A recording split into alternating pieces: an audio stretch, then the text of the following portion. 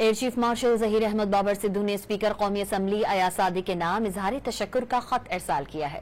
خط میں اسپیکر کے پارلیمانی کردار کی تعریف کرتے ہوئے کہا گیا ہے کہ بھارتی جارحیت کے خلاف قومی یکجہتی قائم کرنے کے لیے اسپیکر کا کردار قابل ستائش ہے۔ Air chief marshal Zaheer Ahmed Babar Sidhu نے خط میں کہا کہ پارلیمانی قیادت کی جانب سے قومی اتحاد کے مظاہرے پر پاک فضائیہ شکر گزار ہے۔ قومی اسمبلی کے معزز ارکان کی پاک فضائیہ کے حق میں یکجہتی قابل فخر ہے۔ دشمن کی جارحیت کا مؤثر جواب دینے پر پارلیمانی اور قومی قیادت کی جانب سے خراج تحسین ناقابل فراموش ہے۔ ایئر چیف کا کہنا ہے کہ پاک فضائیہ کی کامیابی رب کریم کی خاص عنایت، قومی اتحاد و یکجہتی کا نتیجہ ہے۔ قومی اتحاد اور یکجہتی نے دشمن کے ناپاک عزائم کو خاک میں ملایا۔ قوم کی حمایت سے مسلح افواج ہر چیلنج سے نمٹنے کی بھرپور صلاحیت رکھتی ہے۔